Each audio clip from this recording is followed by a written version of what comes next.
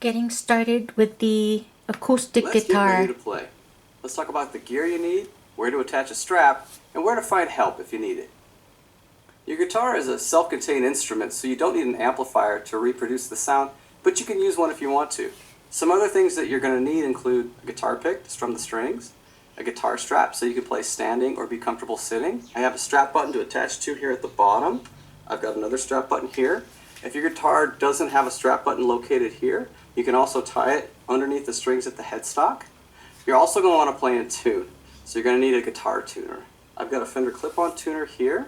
You can also use the Fender Tune app or the Fender Online Tuner, and some guitars even have a tuner built in. Any questions? You can always reach out to your local dealer or music store for help. And congratulations on deciding to play the guitar. A few minutes of practice a day will give you a lifetime of rewards.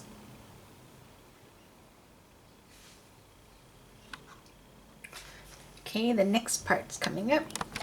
First, you're going to want to sit up straight at the edge of your chair, or in this case, a couch. You want your feet planted firmly on the floor. You want to make sure you're in a good chair or couch that's ideally without arms so that you can move around without bumping your guitar. All right, make sure and place the guitar on your thigh where it meets the hip. Hug it close to your body and drape your arm over the top. This is going to help support the instrument. Now, it's very important here that when you're playing guitar, you want to make sure that you're comfortable.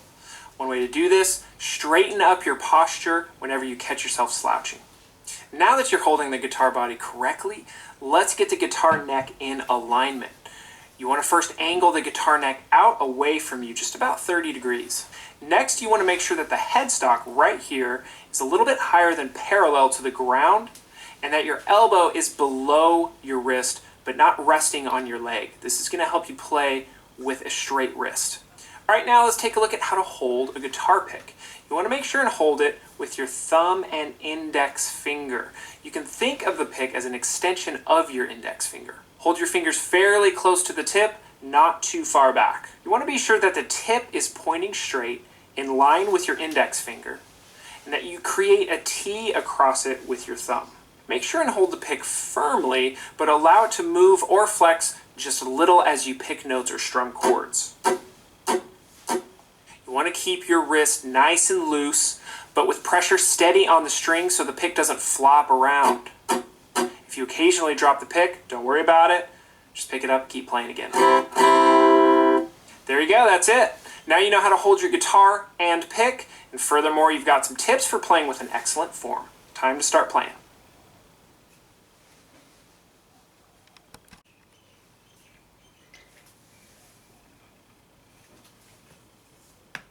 Let's learn the number and letter note names of each string. If you learn these now, it'll help you memorize the chords and single notes a lot more easily. Your guitar has 6 strings, and each string has a string number. Let's start with our first string. This is string 1. String 1 is the highest sounding string, and it's also the skinniest. Next we have 2, 3, 4, 5, and last 6. So 6 is the lowest sounding string, and it's also our thickest string. So you'll notice as we go from string 1 to string 6, the pitch gets lower each time. So let's hear that again. We've got string 1, string 2, string 3, string 4, string 5, and last string 6. Now, each string also has a designated letter or note name. Let's start with our first string again. So our first string is going to be an E. Our second string is going to be a B.